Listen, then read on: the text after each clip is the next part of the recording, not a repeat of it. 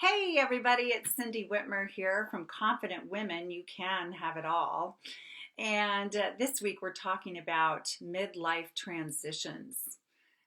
We go through all kinds of transitions in our 40s, 50s, and 60s, right? And one that many of us go through, myself included, is divorce. Divorce. Now, in America anyway, divorce is most likely to occur in the first 2 years of a marriage or in the immediate years following the last child leaving home, graduating from high school and leaving home. For some reason, those are the two most popular seasons of divorce in our culture. And but it happens all throughout any stage of life, of course. But many of us in midlife go through divorce or have been divorced. And I want to just say a few things about it. I mean, we could talk for months about this one, right? But let's just I want to hit some highlights. Number one, divorce is a loss. It is a horrendous loss. No one dreams of getting married one day and then getting a divorce. So it really is the shattering of a dream, a change in a whole life plan that someone has made. And so there's grief involved. And so if you're getting a divorce or have divorced and are still working through things, remember it is a grief that is very intense, can be very intense, and that's okay. That all that means is that your marriage meant a lot to you, and that concept of being married meant a lot to you, and your family being all together meant a lot to you, and you probably invested a lot in it, a lot emotionally, physically, financially, many years of your life. It's just a huge investment. And so when we cut it off, or someone divorces us, or we divorce them, or however that works out, major grief can hit. So I want you to be really gentle with yourselves and grieve the loss of it. Grieve the loss of what you intended for your life, the path that you planned on, and allow yourself all those feelings that are going to stir up with that. The anger, the sadness, all of it, all of it. So give yourself some time. Do your best not to jump right into the next relationship, because that's a huge distraction from the work that you probably still need to do emotionally to kind of close the chapter of your marriage and divorce before you open new chapter with somebody else. I know that's not always how life works out, and it can go well sometimes for people when they jump right in, but I'm just suggesting that if you give yourself some breathing space, you'll probably cope even better and feel better and be more prepared for a relationship to go well, or to get really healthy within your relationship with yourself with a little breathing room.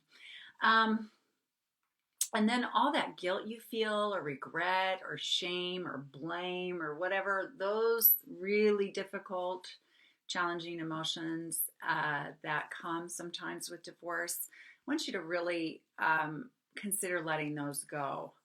You know, we all make mistakes. We all do things, say things, don't do things, don't say things that we wish we had. We all have a concept of how something's going to go and believe that we have what it takes to get it there.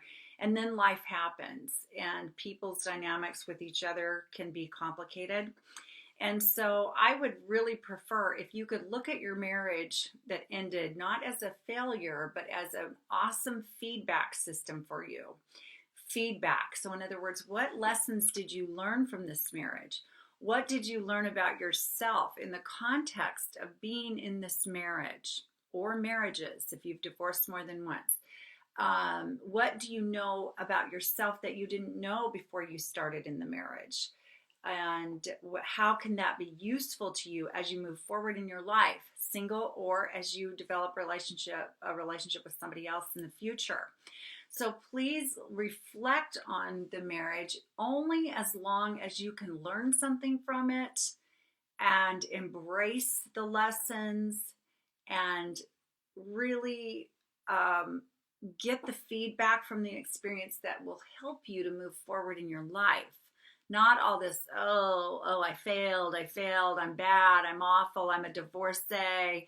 No, ugh, that doesn't serve anybody. That's just going to make everything harder from this point on, and you will not be able to establish the healthy, happy life that you deserve to have, that you want to establish now, which is probably part of the reason that the marriage had to end for you to get there. So please look at this chapter in your life not as just the end of a chapter, but a new beginning. If you can look at your post-divorce life as a new beginning and kind of an experiment in who am I going to be now that I am no longer married. Who am I going to be now? And what do I want my life to look like? And paint yourself a picture of a life where you are at peace with yourself. You're happy, you're confident, and you're enjoying life. You're enjoying things that you haven't enjoyed in a very long time, and putting yourself in your agenda more so than the other person or whatever your dynamics were together. That took a lot of energy probably to maintain that marriage as long as you did. Now you can shift that energy into who am I going to be now, and how do I want to contribute to the world now? What do I have to offer? And just see how different life can really look. And enjoy that treasure seeking. Enjoy that adventure of finding out what life can be like now that you're in this new chapter. So those are just my brief thoughts.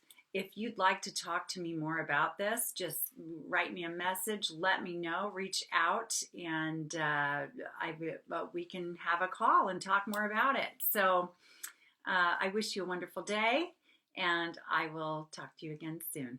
Bye-bye.